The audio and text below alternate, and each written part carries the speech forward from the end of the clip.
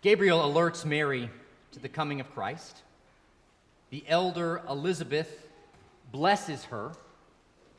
And then today, we hear this woman proclaim her position and the power of her God. This is no gentle Mary. This is no timid Mary. This is a woman who knows who she is and what she is about.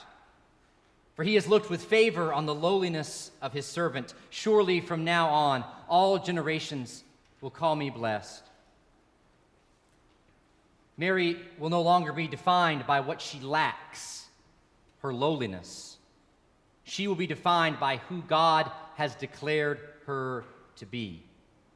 And that vision gives her the audacity to declare a whole new world where the people who think they are wise are exposed for being less than intelligent, where the powerful are deposed from their thrones and the lowly are lifted up, where the hungry are filled with good things, but the rich are sent to eat leftovers from the refrigerator. Mary knows what God is doing in her and through this child she bears. And Jesus grows up hearing this song of his mother. It's the one she would sing as she rocked him to sleep as a baby. It's the song she would sing to calm him down after he woke up with a bad dream as she rubbed his back. It was the song Jesus heard Mary humming around the house as she went about her daily tasks there, lifting up the lowly, filling the hungry, deposing tyrants, exposing the proud and the thoughts of their hearts. And so when Jesus grows up and he begins his ministry, people are astounded. They say, he speaks as one with authority and not as one of the scribes. How does he get this stuff? And the Bible scholar might say, well, if you look back at the baptism of Jesus, there is a dove that alights on his head after John baptizes him, who declares him to be the Son of God. So this is the Holy Spirit. The theologian might say, this passage reinforces the doctrine of the church of two natures dwelling in one person. Jesus is both fully human and fully God. But the practical Christian can just say, he learned it from his mother. Blessed are the meek, for they shall inherit the earth. Blessed are those who hunger and thirst for righteousness, for they shall be filled. Blessed are the peacemakers, for they shall be called children of God. Jesus is just singing the song his mama taught him. In Luke's gospel, when Jesus begins his ministry, he goes to his home synagogue on the Sabbath. He reads from the book of Isaiah. And when he finishes, everybody's so proud. Isn't that Joseph's son? They say, what a good family. But then Jesus goes on to critique his home congregation, how they see themselves as superior to their Gentile neighbors. And he criticizes how they use their status as people of the covenant of Abraham to elevate themselves over others. When he criticizes them this way, they get so riled up, they run him not only out of the synagogue, they try to run him off a cliff. Joseph's son wouldn't talk that way. Of course he wouldn't. But Mary's does. He scattered the proud in the thoughts of their hearts. Late in the evening, after teaching for hours and hours, the day is coming to an end on the side of this hill, and the disciples think it's time to pack it up and send the people off to go get some dinner. Jesus surprises them by turning back to his disciples and saying, you give these crowds something to eat. They don't see how it's possible. But the Lord, trusting the song of his mother that fills his soul, turns 5 loaves of bread and 2 fish into a feast for more than 5,000 people. And the hungry are filled. Later in the gospel story, some Pharisees come to Jesus. They alert him that King Herod in Jerusalem wants him dead. And the song of Mary comes pouring forth from her son yet again.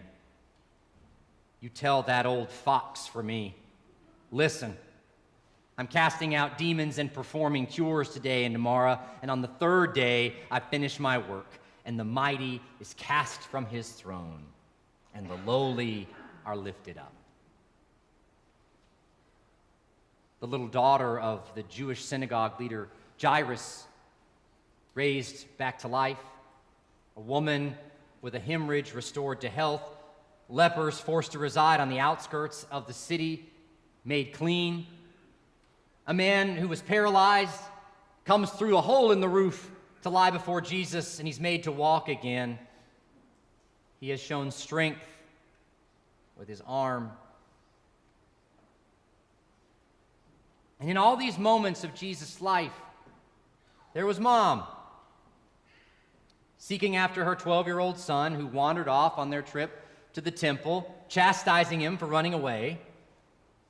There she is at this wedding in Cana of Galilee, urging her son to refill the wine that's run out at the reception, knowing better than him who he is. And even after he's begun his teaching ministry as an adult, one day Mary interrupts him in the middle of a lecture, needing a word with her son. She's there in person, she's there in her song, and continues with him as Jesus goes to Jerusalem. Her song is in his heart as he turns over those tables in the temple, as he critiques the hypocrisy of the scribes and the Pharisees. It's her song that pours forth from his lips as he prays on his knees in Gethsemane, as he stands before Pilate, as nails are driven into his hands and soldiers gamble on his clothes and a cross is mounted on Golgotha.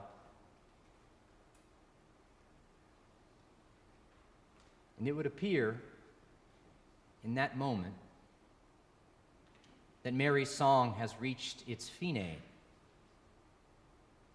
The mighty sit powerfully on their thrones. The wise hold their positions of privilege. The rich are still very well fed. The strong man has defeated the Galilean prophet. The lowly are crushed. And yet, as Jesus hangs there on the cross, gasping for his final breaths, who is it that stands there with him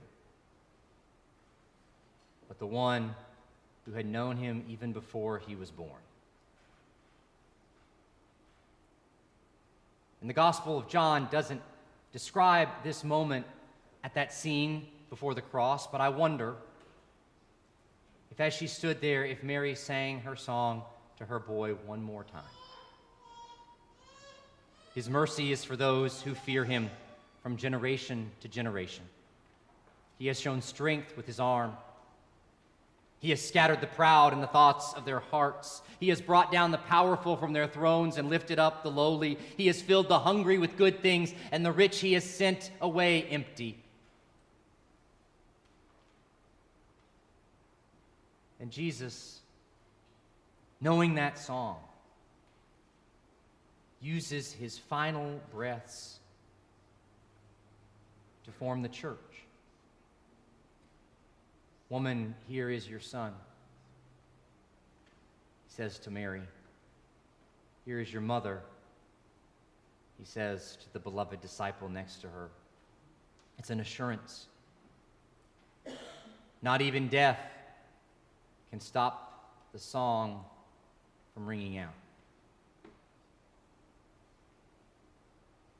And then listen to this. After Jesus is raised from the dead, a surprising coda at the end of this power ballad, he ascends into heaven, and the disciples are figuring out what they're going to do now. Luke describes it in the first chapter of Acts. Who all's there? Simon, Peter, John, James, Andrew, Philip, on and on. And then he says, all these were constantly devoting themselves to prayer together with certain women, including Mary, the mother of Jesus, as well as his brothers. Now, what do you think Mary's prayer is as she sits there among these timid and frightened followers of her son? Well, they're her boys now. Woman, here is your son. They must now learn and carry on the song that God first put on her lips, the song that she poured into the heart of her Jesus, the song that fulfilled the promise of a nation and transformed the world. Mary teaches her song to the church.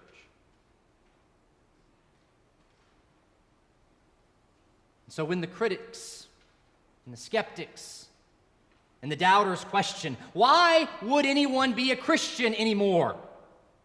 Why would you raise this money and pray these old prayers and celebrate these sacraments? Why would you work for peace and care for the lonely and provide for those undeserving poor? Don't you know that the rich have it off the best? Don't you know that the ones with the power make the rules? Don't you know that you've only got this one life to live, so you better make every moment count and not miss out on any opportunity before you? Why would you spend your days after this old, dated, mythic stuff? The only answer you need to give to anyone who would question why we keep at this Christian life